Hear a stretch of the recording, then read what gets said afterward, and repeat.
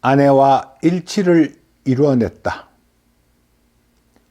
신앙생활에 보탬이 될까 해서 아내와 함께 신학생들이 배우는 과목 중에 학기마다 2과목씩 선택해서 몇 학기 동안 신학을 배우러 다녔습니다. 그러다 회사 일이 많아졌고 기초적인 공부도 마쳤고 해서 저는 그만 다니게 되었는데 아내는 너무너무 재미있다고 전례학이니 교회법이니 계속 공부하러 다녔습니다. 일주일에 이틀씩 아내는 서둘러 학교 갈 준비를 합니다.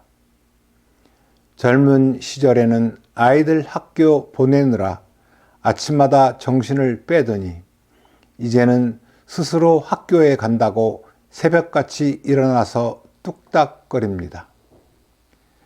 겨울 방학이 끝나고 봄이 되면 해마다 이젠 그만 좀 다니지.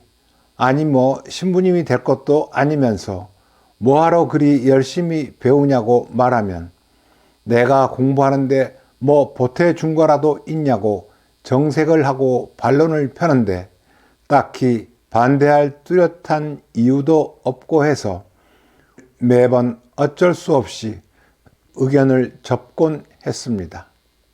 내가 이리저리 뭔가 불편하고 아내가 할 살림을 뭔가 좀 더 해야 한다고 불평을 하고 싶었지만 누가 언제 부탁했냐고 다그칠세라 말도 못하고 우물쭈물 하지만 언제나 저놈의 공부가 끝나나 기다리곤 했습니다.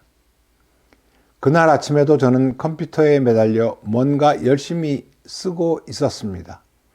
뭔가를 쓸 때 옆에서 조금이라도 신경을 쓰게 하면 생각했던 것을 잊어버리곤 해서 짜증이 났는데 걸상 뒤에서 오늘은 재활용 버리는 날이네 라고 말했습니다. 방해받기도 싫고 해서 알아서 해결하셔. 오늘은 도와줄 마음이 없네 라고 말했더니 부탁하는 것 아니라며 걱정하지 말라고 말하고 나갔습니다.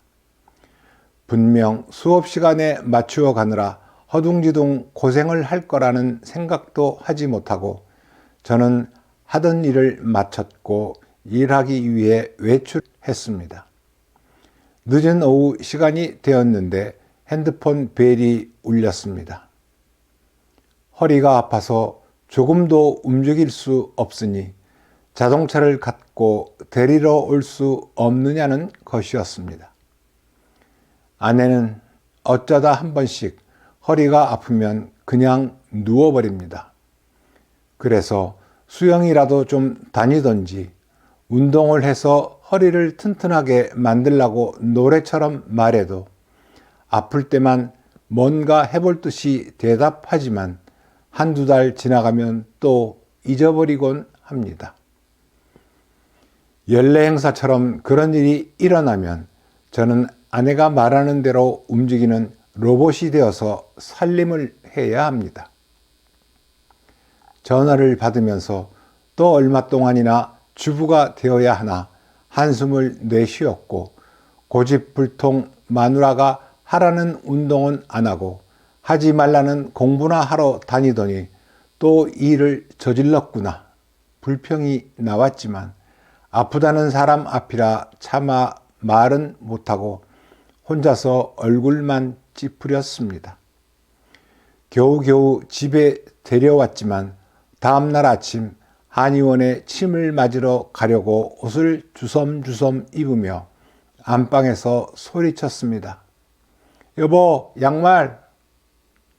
허리가 아프면 허리를 구부릴 수가 없어서 양말을 스스로 신을 수 없어서 도와달라고 부르는 것이었습니다. 침대에 앉은 아내 앞에 무릎을 꿇고 앉아서 아내의 발에 양말을 신겨주고 있는데 내 발에 내가 신는 게 아니라 그리 쉽지 않았습니다만 기적적으로 제 마음이 평화로웠습니다.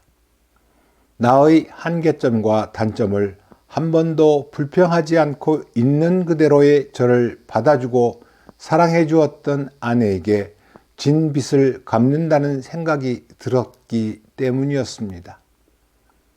아내는 평생 그렇게 나를 받아주었는데 라는 생각이 들자 운동하라고 퇴근해도 운동을 할 수도 수영장에도 못 가는 바로 이런 점이 아내의 한계점이로구나 라는 생각이 들었기 때문이었습니다.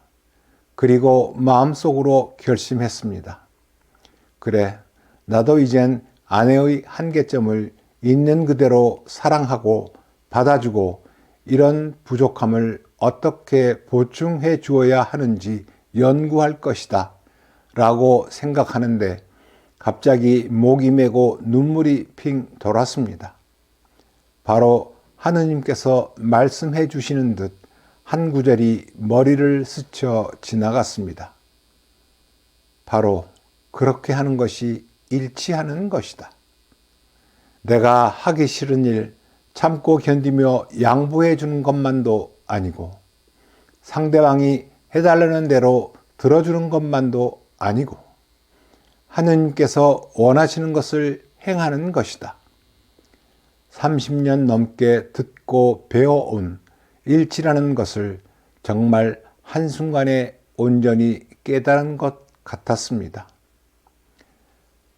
아내를 부축해서 차에 태우고 한의원을 향해 달려가면서 흥얼흥얼 콧노래를 불렀습니다. 스스로 생각하면서 내가 마치 미친 사람처럼 느껴졌습니다.